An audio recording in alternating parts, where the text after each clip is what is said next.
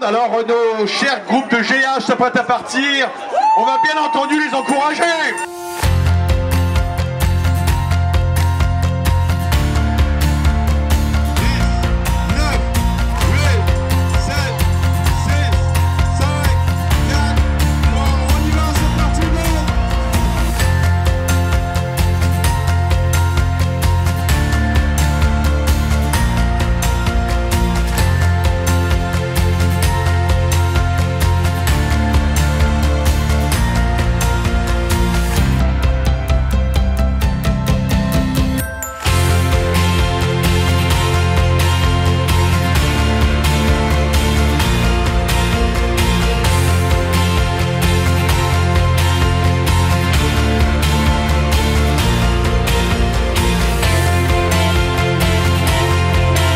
Le défi Montréal-New York, c'est une équipe de 220 personnes, coureurs, coachs, volontaires, qui travaillent à l'unisson pour allier les villes de Montréal à New York à la course en 67 heures.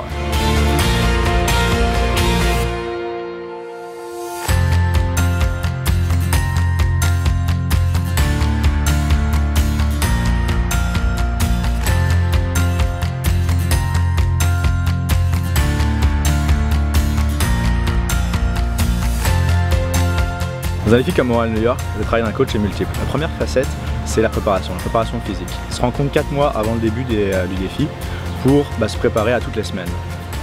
Dans des conditions assez difficiles comme l'hiver, moins 30 degrés, et à des sessions de dépassement collectif où le coach les amène à se dépasser en équipe. Travailler ensemble, avoir des mécanismes d'entraide et à sortir de leur zone de confort, à rencontrer des choses auxquelles ils ne sont pas amenés à rencontrer lorsqu'ils se préparent pour tout autre défi ou tout autre entraînement qu'ils ont l'habitude de faire.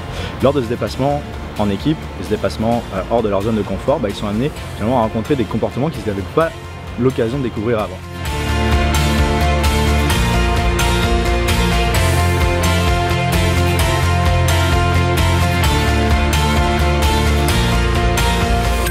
Deuxième facette, c'est la préparation psychologique. C'est amener les gens à faire face à l'inconnu, à savoir réagir quand des choses incontrôlables arrivent et à être une attitude de leader, peu importe la situation.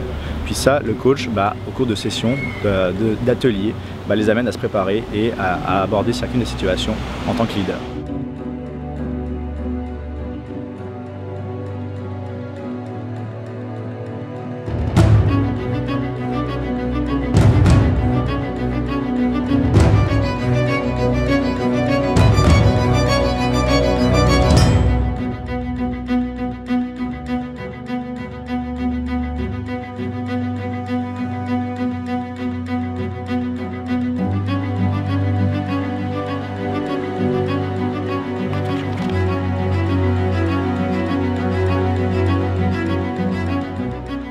J'ai pris vraiment beaucoup confiance en moi. Ça m'a apporté beaucoup d'estime aussi. Maintenant, je sais que je suis capable de réaliser des grandes choses. Puis, Esprit de corps m'aide dans la quête de mon estime de moi, en fait.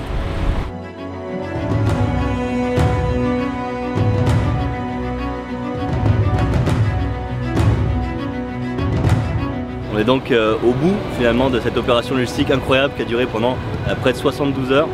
Donc les volontaires ont fait un travail qui est formidable.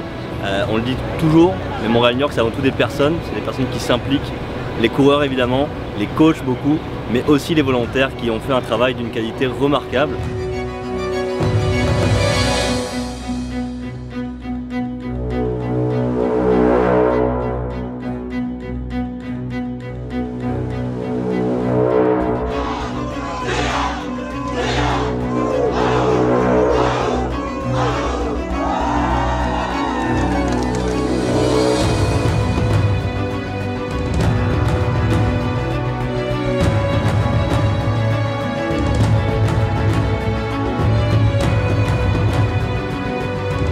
Les principaux bénéficiaires de la Fondation Esprit de corps en ce moment sont les familles monoparentales. C'est des familles qui relèvent beaucoup de défis et puis on les aide à avoir une meilleure santé, une meilleure estime de soi, une confiance personnelle pour être capable de relever des défis et avoir de l'impact sur les parents, mais aussi les familles et les enfants.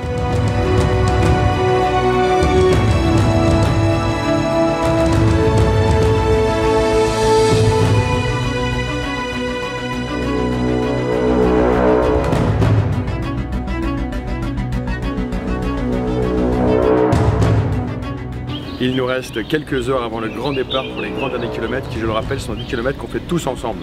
Donc tout le monde va se retrouver au nord de Manhattan et on va courir du haut de Manhattan jusqu'à finalement Times Square où le grand défi va se finaliser.